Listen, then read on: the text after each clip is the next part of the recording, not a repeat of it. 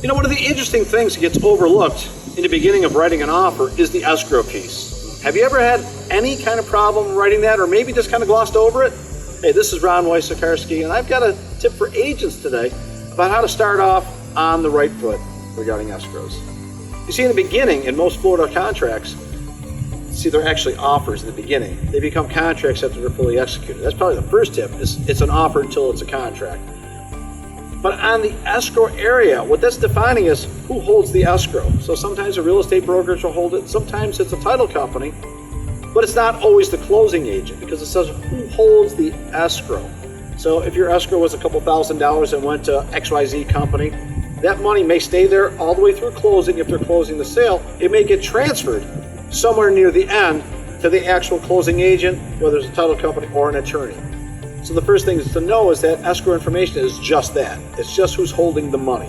And keep that in mind as you go forward, because the money will need to be transferred at some point. Now let's suppose that it checks the box that you've got to deliver within 3 days.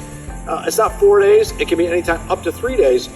But if the escrow is not made, the consideration, the binder has not been met, that property is open season. So if you are hotly contested and getting a property under contract and multiple offers and somehow fail to make the escrow, the seller has every right to solicit new offers because you did not finish and complete that all-important binder piece, the consideration in the transaction. So make sure that even if we do it all right, if it's not delivered and there's not an escrow receipt, your deal can be in jeopardy. Now, do people skate over the line on that or maybe let it go? Probably. But do you want to take that chance? Escrow is probably a bigger deal than most of us make it out to be. Most companies want a wire and not a personal check. I would just say, let's not slip up. You're the one writing the offer. You're in control. You're stating what the buyer is willing to do. We just have to live up to it. So if the buyer is stating and signing that that's what they're going to do, if it ever got to the real estate commission or something like that, or an attorney involved, if there was a dispute, they're going to say, what did the contract say to do? And they're going to say you had to deliver within 3 days. You could be out. Now, the second piece of the escrow equation is pretty simple as well.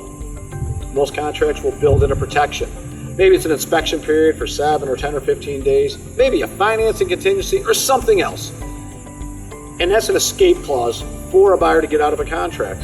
For a seller, they've got maybe one way, maybe a 72-hour kickout clause or something like that if your deal is contingent on something such as the sale of a property. It's about the only way that a seller can wiggle their way out of a deal once it's signed. So escrow is where it all starts. There's ways to protect it. There's also ways to lose your deal almost accidentally. I hope this is helping you out just a little bit. It's a fundamental thing that often gets glossed over. If you got other questions, comment below. Definitely subscribe. This is Ron Wysocarski, and I look forward to helping you with more tips.